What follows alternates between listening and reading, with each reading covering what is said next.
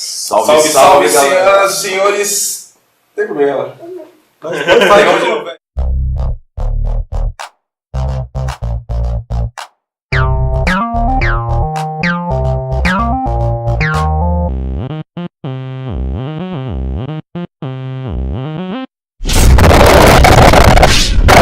Salve, senhoras e senhores, ladies and gentlemen, eu sou o Luiz Machini, com o Renan, sejam bem-vindos ao Universo Ômega. E aí, galera? Bom, galera, começando hoje o Introdução à Leitura, um programa que é ideia, né, do Renan, novo membro do Universo Ômega, que a gente vai estar sempre abordando heróis, equipe de heróis, e esses programas eles podem ter, como no caso desse, né, do X-Men, a gente vai fazer parte 1, parte 2 e até parte 3, né? Alguns podem ser programas únicos, a gente vai estudar e a gente vai começar com o X-Men, porque o X-Men tá no momento, né, do X-Men. E vamos começar hoje com a fase teoricamente clássica. A gente não vai contar toda a origem dos X-Men, até porque é algo não dá. A gente, Jack Kirby tem lá nos anos 60, mas todo mundo sabe que ele vem dessa primeira gama de heróis da Marvel, né, Renan? Sim, os montantes da Marvel aí são... Desconcentrou. Liga pra mim não. Pode voltar. Todo mundo sabe aí que os X-Men começaram no cinema em 2000, trouxeram uma legião de fãs que nunca tiveram como acompanhar os quadrinhos. E a gente está querendo trazer o modo de vocês, que são fãs que estão vendo os filmes aí e gostam, para começar a se introduzir nesse mundo aqui.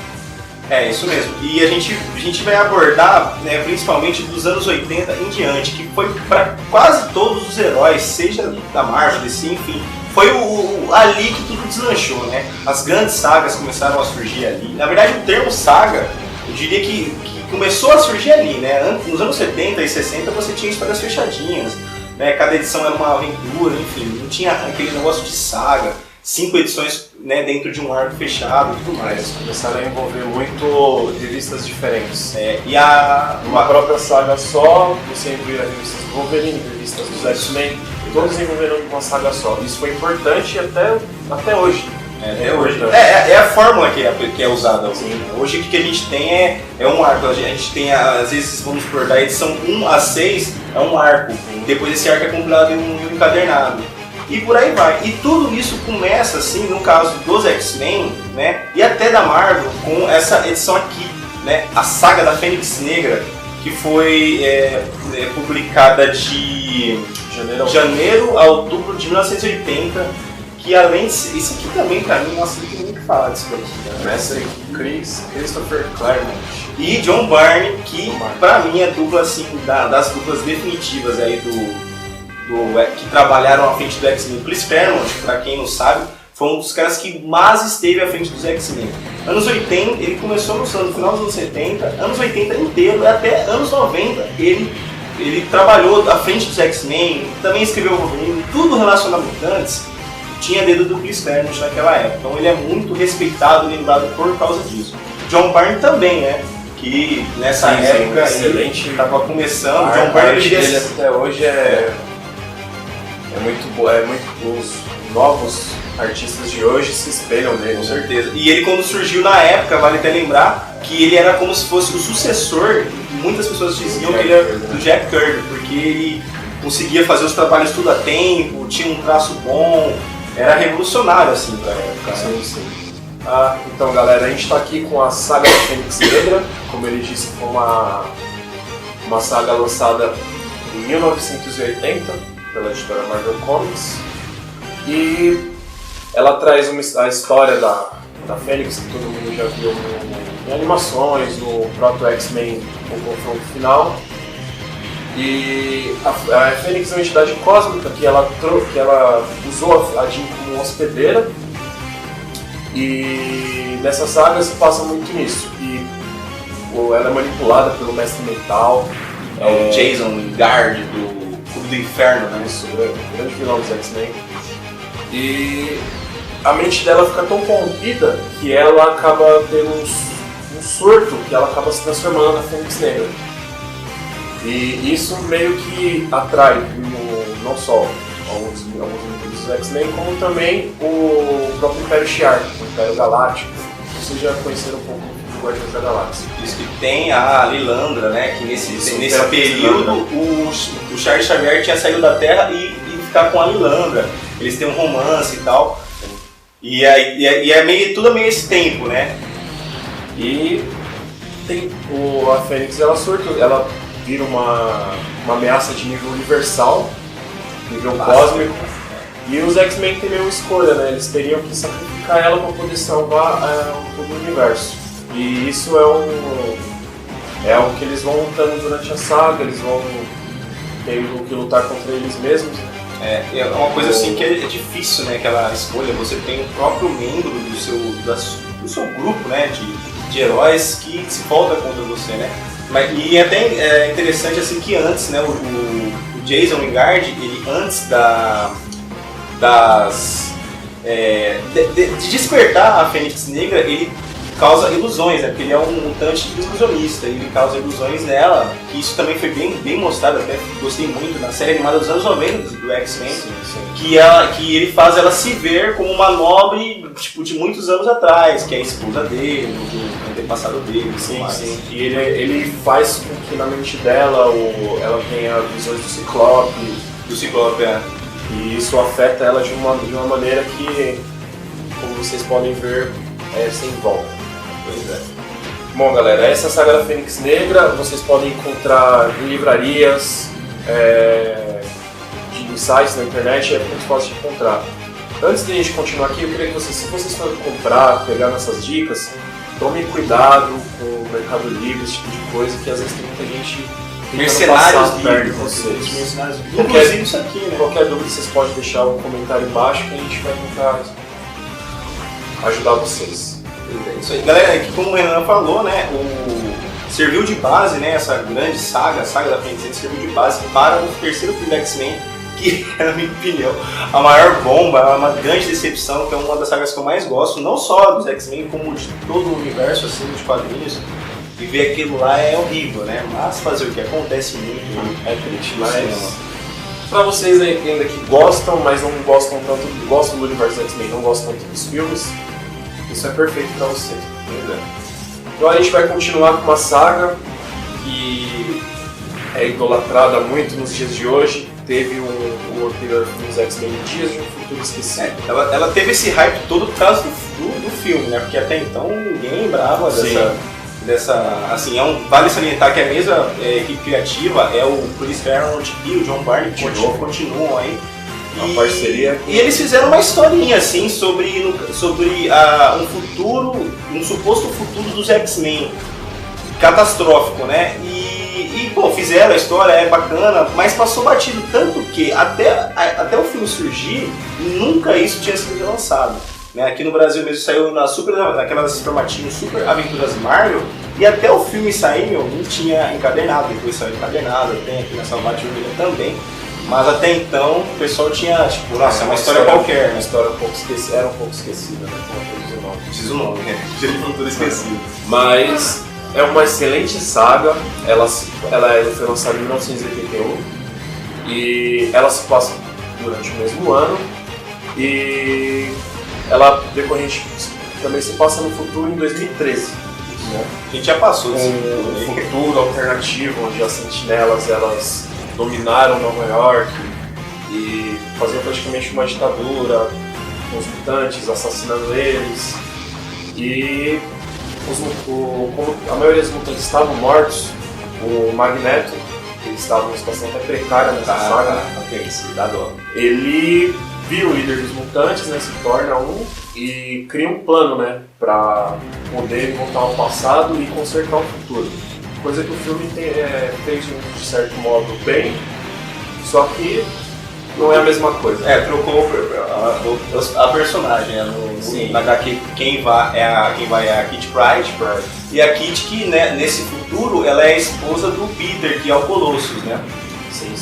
E aí tem os vivos, né? Os mutantes vivos são eles dois, tem o Magneto, a Tempestade, o Logan, o Wolverine, e tem a Rachel também, que é uma telepata, que inclusive é ela que transporta aí as Kitty.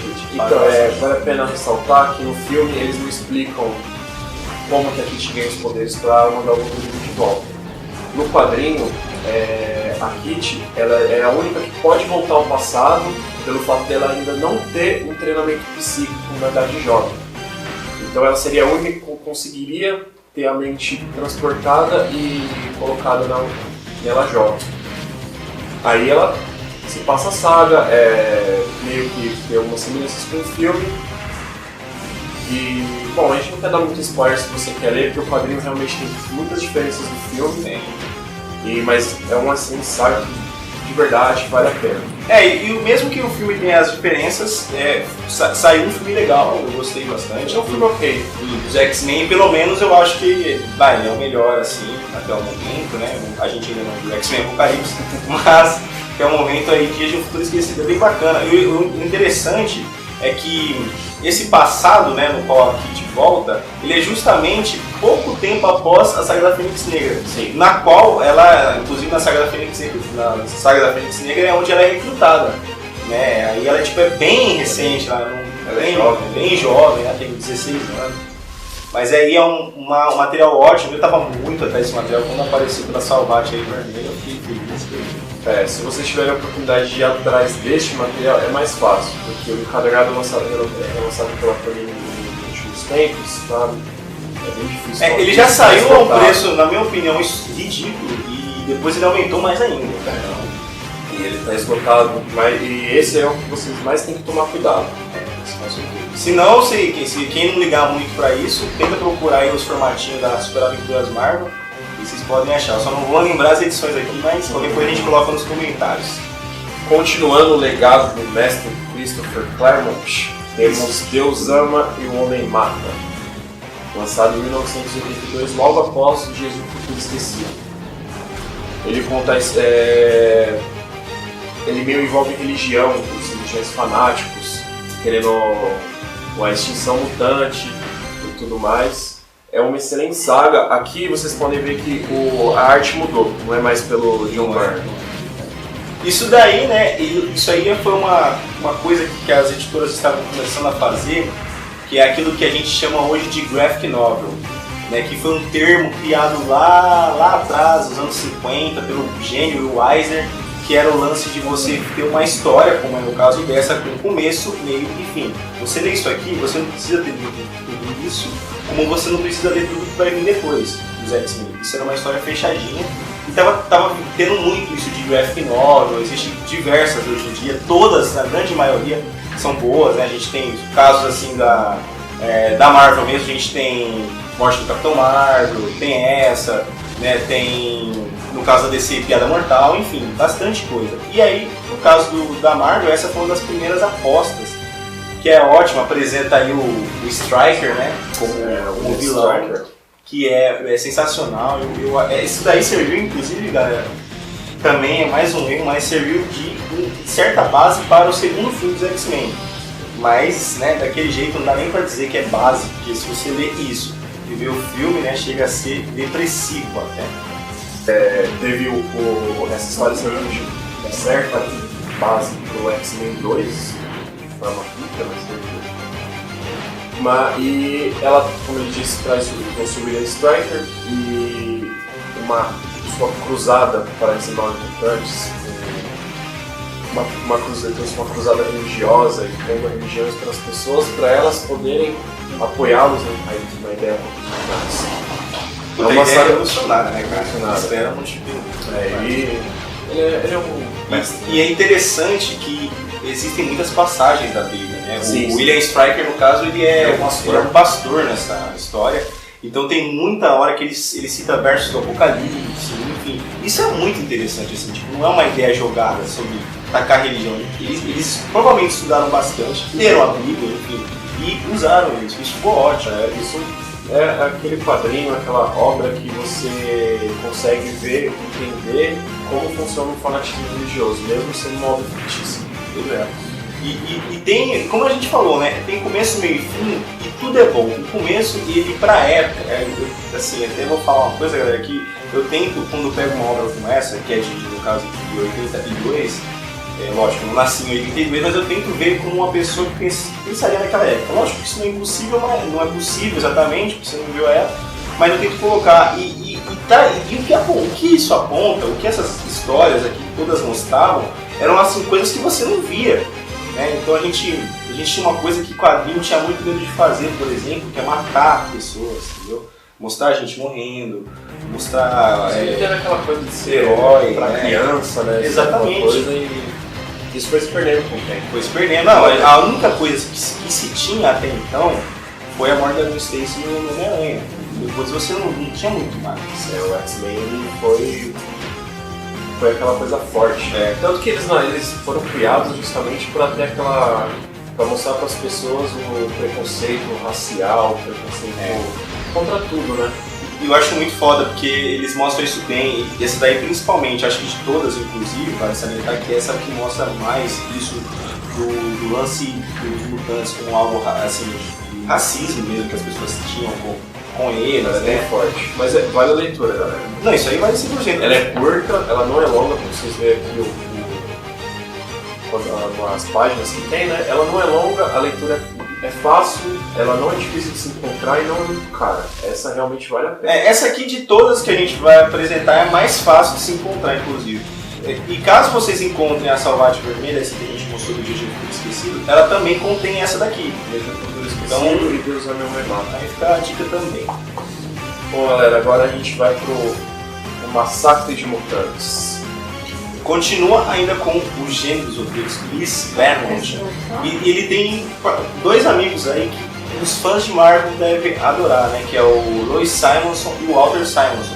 Pra quem não lembra, o Walter Simonson é responsável pela uma fase gloriosa no Thor, à frente do Thor, né? Na qual tem Ragnarok, o cara, pra quem gosta do Thor, ele cuidou bem, assim, ficou legal. No caso dele, como essa saga Massacre de Mutantes é aquilo que a gente falou no começo, ela abrange todo o possível universo. Tem aqui que mostra os X-Men, o X-Factor e o HQ do Thor, que é feita por ele. Isso. Essa saga é uma saga bem forte também, ela é bem polêmica entre os fãs. Divide um pouco de opiniões e ela meio que mostra os carrascos, né, que são assassinos mutantes, eles dizimando os Morlocks. Morlocks você já deve ter visto nas animações dos X-Men, que são aqueles mutantes deformados que não conseguem viver no meio da sociedade, nem mesmo no meio dos mutantes. São os bizarros, né? Os esquisitões, tá? Mas são legais, eu gosto muito dos Morlocks. E mostra o massacre que os próprios carrascos teve em sua defesa de votos e massacraram a grande maioria. Essa saga vai se passando nos X-Men indo atrás dos carrascos. O Thor ele é bem importante nessa história. Tem a clássica luta, a clássica rivalidade Wolverine e Dente de Sabre. Uma luta muito boa, por sinal. Rivalidade boa aí também, que foi mal explorado, eu acho que no primeiro do X-Men. Origins Wolverine. Foi explorado em tudo. Foi explorado em tudo. E vale ressaltar nessa saga que tem o X-Factor, que é um grupo feito por mutantes se passando por humanos que caçam mutantes. Eles fingem para todos que caçam mutantes para poder recrutá-los e salvá-los, né, de mãos perigosas. O X-Factor, inclusive, nessa época, foi a época que ele foi criado, né? Sim. Ele estava sendo criado nessa época aí, teve passagens aí de vários artistas, inclusive do Rob Liefeld, de polêmico Rob Liefeld, fez sucesso com o X-Factor. E acredite se quiser, galera, Rob Liefeld, quando surgiu, bombava, né? Ele era um bom artista, eu não sei o que aconteceu com essa. Não, principalmente o Capitão América, né? Gente, olha aqui o Capitão América. Se você ressaltar que um dos artistas, o responsável pela arte, é o grandioso John Romita Jr. Lenda, né? O John Romita Jr., assim como o pai, né? Que é uma lenda. Na verdade, acho que o John Romita Jr. tem mais legado, porque ele fez muito mais coisa, né? Na Marvel mesmo, ele desenhou de tudo mesmo. O pai dele é lembrado muito pelo Homem-Aranha, né? Ele foi o que depois do Steve Ditko, né, quem assumiu o Homem-Aranha foi o John Romita, pai, né, no caso. particularmente hoje em dia, eu não gosto de só Superman. Não, mas vai muito de gosto. Não, eu também não gosto, vou ser sincero que na verdade, eu passei a odiar, vale salientar, eu gosto muito do Peter, mas quando eu vi o Superman dele, que é inclusive a primeira ida dele assim pra DC, né, John Romita na DC e tal, que aí eu vi o Superman aí foi chateante, aí foi um negócio embaçado, mas ele tá, quase todas as grandes sagas da Marvel ele tá envolvido, ele participou, tem dedo dele, né? A gente tem fase dele no Homem-Aranha, a gente tem fase dele no Demolidor, ao lado do Frank Miller, tem muita coisa, ele participou de muita coisa e também tem esse mérito, né? Ele é responsável pela arte do boa parte, né, do Massacre de Mutantes, porque como ela é dividida em várias revistas, Thor, X-Men, X-Factor, geralmente são autores e artistas diferentes. Daquela misturada, assim. né? Mas geralmente uma pessoa só, ela meio que toma conta como uma saga fechada, como vocês veem aqui. Isso mesmo. Isso daí, em seco, você acha muito fácil, né, Renan? Não é difícil. Essa aqui também não é difícil. Se vocês procurarem nas grandes lojas especializadas em quadrinhos, creio que vocês vão achar. Então fica a dica, galera. Todas essas 4 obras que a gente apresentou, a gente vai fazer, como a gente disse, mais partes. Que X-Men a gente não pode fazer o negócio nas coxas também, né? Pra falar tudo rápido, não. A gente quer fazer X-Men, pelo que vocês estão vendo, é muita coisa. São muitas sagas, são muitas histórias diferentes. E se a gente fosse ficar falando de todos aqui, ia demorar 2 horas e a gente fala de tudo. Então, a gente... E isso foi só anos 80. Só anos 80. Ainda tem mais anos 80, anos 90, e anos 2000 e agora. Que a gente quis focar muito na fase dourada, né? A era de ouro do Chris Claremont. Você vê tudo que a gente mostrou aqui, tem roteiro dele. Nos próximos vídeos vão ter, né? Roteiro dele, ele participou ainda mais um pouquinho da X-Men.